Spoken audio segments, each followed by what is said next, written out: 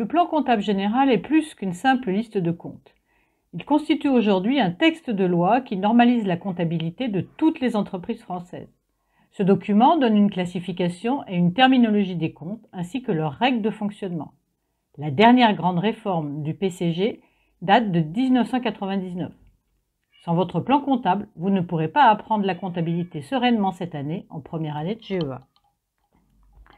Les comptes comptables sont classés par grande classe de comptes numérotées de 1 à 7. Les comptes 1, comptes de capitaux, viendront impacter le passif du bilan.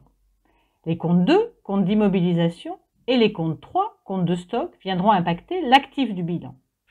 Les comptes 4, comptes de tiers, clients et fournisseurs notamment, viendront impacter l'actif du bilan s'il s'agit de créances, comme les créances clients, et le passif du bilan s'il s'agit de dettes, comme les dettes fournisseurs. Les comptes 5, comptes financiers comme le compte banque, viendront impacter l'actif si les soldes sont positifs ou le passif si les soldes sont négatifs. Les comptes 6 concernent tous les comptes de charges et les comptes 7 tous les comptes de produits. Ils viendront tous deux impacter le compte de résultat. Chaque grande classe de comptes contient un détail qui permettra de préciser chaque élément à l'intérieur d'une catégorie.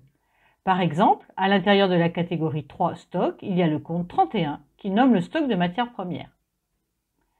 Pour comprendre la précision du plan comptable général, voici un exemple. Vert-Eau-Clair achète une machine d'assemblage pour les lunettes.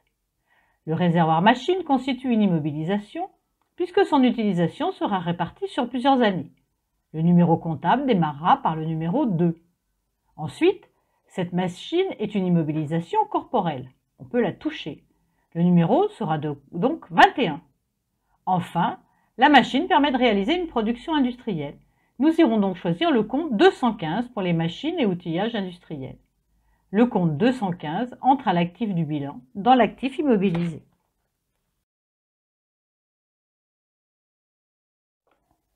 Voici les mots de vocabulaire indispensables pour parler gestion. En ce qui concerne le compte, le côté gauche est nommé débit et le côté droit crédit. Vous avez ensuite les mots emploi, ressources, actifs et passifs, mots qui concernent le bilan. Emploi et actifs sont des mots qui sont au débit du bilan. Ressources et passifs au crédit du bilan. Nous avons ensuite les mots charges et produits, mots qui concernent le compte de résultat. Les charges sont au débit du compte de résultat et les produits sont au crédit. Enfin, nous avons les mots encaissement et décaissement, les encaissements venant débiter un compte de trésorerie, les décaissements le créditer.